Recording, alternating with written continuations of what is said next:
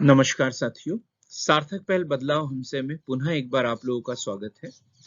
और सार्थक पहल के आज माध्यम से आज मैं लेके आया हूं संधि। अभी मध्य प्रदेश सरकार द्वारा विभिन्न पदों के लिए भर्ती की जा रही है। लगभग 1 लाख पद जो है उनके ऊपर भर्ती होने वाली है और एक कॉमन सिलेबस जो है इसके लिए बनाया गया है। और इसमें एक महत्वपूर्ण घटक के रूप में है सामान्य हिंदी। और सामान्य हिंदी की एक अवधारणा हम लेके आए हैं संधि। 2 पदों के संयोजन में जब 2 वर्ण पास आते हैं और उसमें जो विकार उत्पन्न होता है और विकार उत्पन्न होने से उसके मेल से जो नया शब्द बनता है उसे कहते हैं संधि। सीधा सा अर्थ है 2 वर्णों के परस्पर मिलने से जो विकार उत्पन्न होता है उसे संधि कहते हैं। संधि जो है 3 प्रकार से विभक्त किया गया। 3 प्रकार की संधियां है: स्वर संधि, व्यंजन संधि और विसर्ग संधि। मित्रों, 3 प्रकार की संधि: स्वर संधि, व्यंजन संधि और विसर्ग संधि।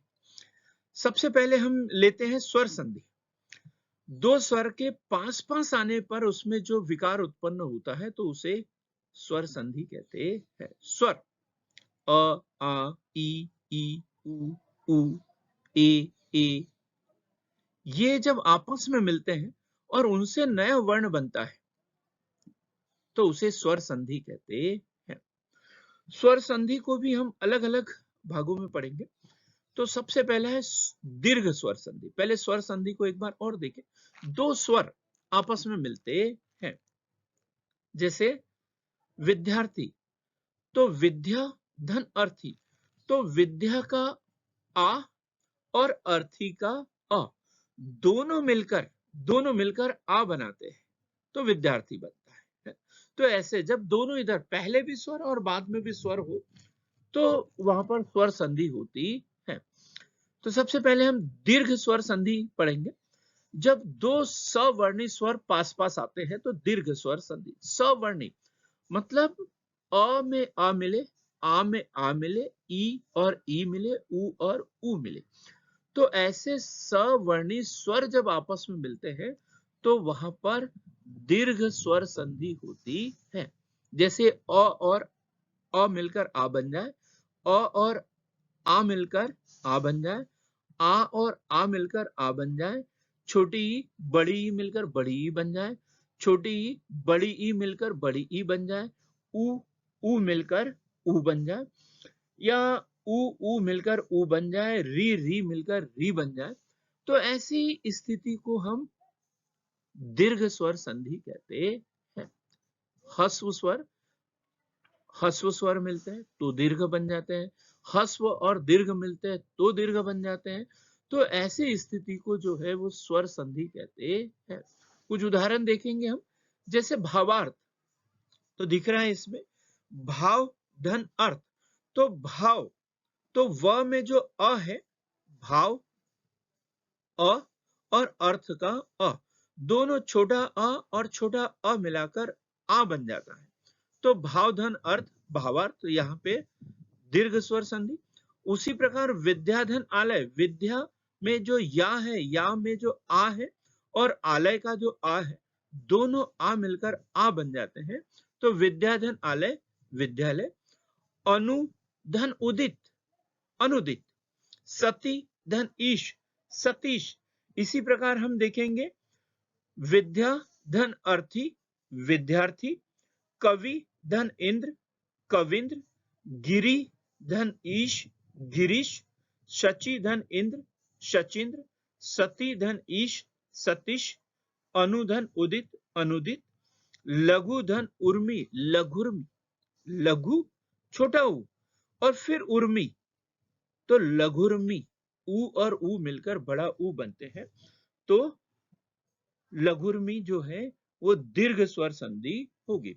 उसी प्रकार वधुधन उत्सव वधुत्सव, भूधन ऊर्ध्व भूध्वर्व, पितृधन ऋण पितृण पितृ और ऋण पितृण। तो ये कुछ उदाहरण हमने देखे और ये सब उदाहरण जो है दीर्घ स्वर संधि के हैं। तो क्या एक बार फिर देखेंगे इसकी परिभाषा। 2 सवर्णी स्वर पास आते हैं तो मिलकर दीर्घ हो जाते हैं। अ में आ मिले, उ में ऊ मिले, ई में ई मिले तो दीर्घ बन जाते हैं, तो दीर्घ स्वर संधि कहलाती है।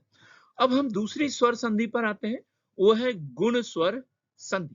गुण स्वर संधि, यदि अ अथवा आ के बाद ई अथवा ई हो, अ या आ के बाद ई और ई हो और दोनों मिलकर ए हो जाते हैं। पहला नियम क्या है इसके? दो नियम हम पढ़ेंगे। अ और आ के बाद में ई और ई आए तो ए हो जाता है।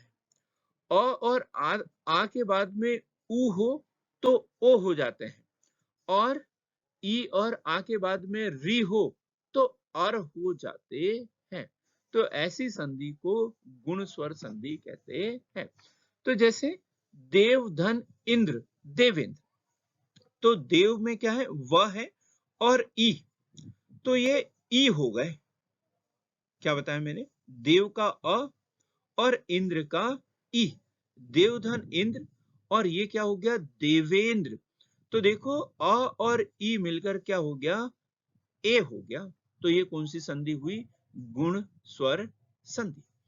इसी प्रकार हम देखें, आ और ई मिलकर ए हो जाता है, तो महाधन इंद्र, महा का आ और इंद्र का ई, ये दोनों मिलाकर ए हो गए और क्या बन गया? महेंद्र। तो देवेंद्र, महेंद्र, ये जो संधि होगी ये गुण स्वर संधि होगी। इसी प्रकार अ और उ मिलकर, अ और उ मिलकर ओ हो जाते हैं। तो जैसे भाग्य धन उदय, भाग्य का अ और उदय का उ, तो क्या बन गया? ओ, भाग्योदय। इसी प्रकार अ और उ मिलकर ओ हो जाए, अ छोटा और उ बड़ा, तो वो भी ओ हो जाते हैं। तो जल धन उर्मी, जल उर्मी।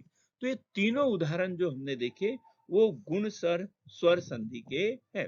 इसी प्रकार यदि हमने ये भी देखा कि अ और आ के बाद में रि ऋषि का आता है तो अर हो जाता है।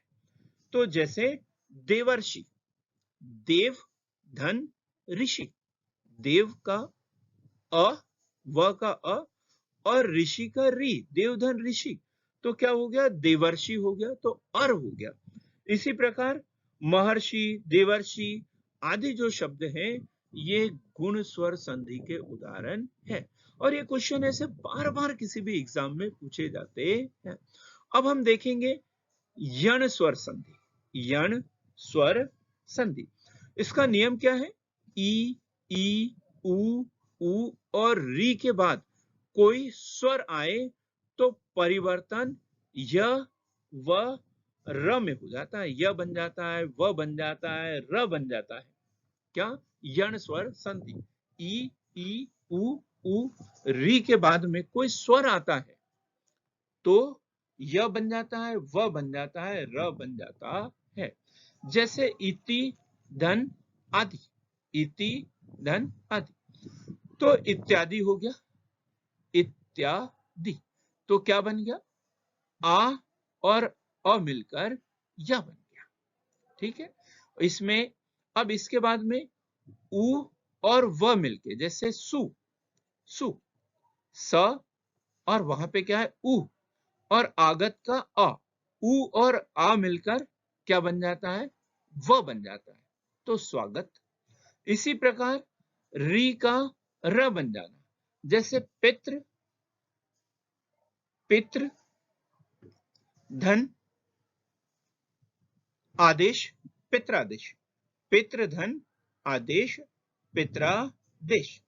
इसी प्रकार विधु, वधु धन आगमन, वध्वागमन, सुधन आगत, स्वागत, देवी धन आवाहन, दिव्याहन। तो इस प्रकार स्वर संधि। नियम क्या है? ई उ और री के बाद कोई स्वर आए, कोई भिन्न स्वर आए, वही का वही स्वर नहीं आना चाहिए, याद रखना। ई उ री के बाद कोई भिन्न स्वर आए तो परिवर्तन जो है क्या हो जाता है? य व र में हो जाता है। तो यहां पर कौन सी संधि होगी? यण स्वर संधि। अब हम देखेंगे वृद्धि स्वर संधि, वृद्धि स्वर संधि। यदि अ अथवा आ के बाद ए अथवा ए हो तो दोनों मिलाकर ए, और यदि ओ और औ हो तो दोनों मिलाकर औ हो जाता है। बात क्लियर हो गई? वृद्धि स्वर संधि, यदि अ अथवा आ के बाद ए आ जाए, या तो एड़ी का ए आए या ऐनक का ए आए, तो दोनों मिलाकर ऐनक का ए ही बनते हैं। उसी प्रकार यदि ओ और औ हो तो दोनों को मिलाकर औ हो जाता है। अ और आ के बाद में ओ और औ आ जाए तो भी औ औरत का बन जाता है। जैसे हम उदाहरण देखते हैं, एक धन एक। अब देखो, एक में अ है और एक में ए। अ धन ए बराबर ए हो गया, एक धन एक, एक एक। आ धन ए बराबर ए होगा, सदा धन एव, सदैव। अ धन औ, अ के बाद औ आता है तो औ हो जाता है। परम धन, परम धन औषधम है, परम धन औषधम। तो परमौषधम लिखने में थोड़ी सी गलती हो गई, तो वो देख लेंगे, नहीं उसे ठीक कर लेंगे। परम धन औषधम, परमौषधम। आधन औ, तो औ होगा, महाधन औषध, महौषध, महौषध। जल धन औध, जलौध। महाधन ऐश्वर्य, महेश्वर्य।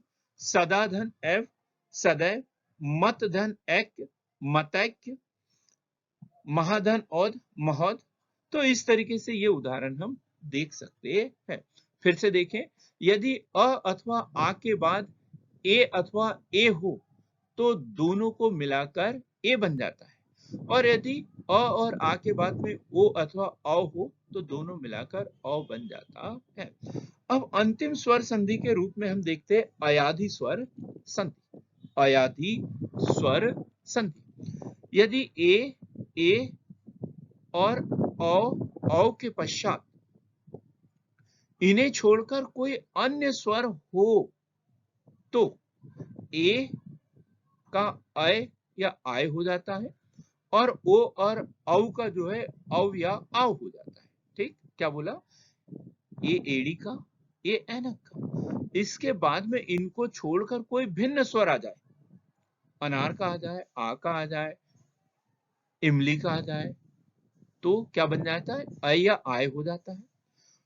ओ और औ के बाद में इन दोनों को छोड़कर कोई भिन्न स्वर आ जाए, ऊ आ जाए या ई आ जाए या आ जाए, तो ये अव या आव हो जाता है। जैसे ए का अय हो जाना, जैसे नेधन अन नयन। नयन का संधि विच्छेद क्या होगा? नेधन अन नयन। इसी प्रकार पोधन अन पवन, पोधन अन पवन है, यहाँ पवन लिखा गया, पोधन अन पवन, पोधन अन पवन। ठीक, इसी प्रकार पावन, पौधन अन, तो औ का आव हो जाता है, ओ का आव होता है और औ का आव हो जाता है, तो पौधन अन पवन।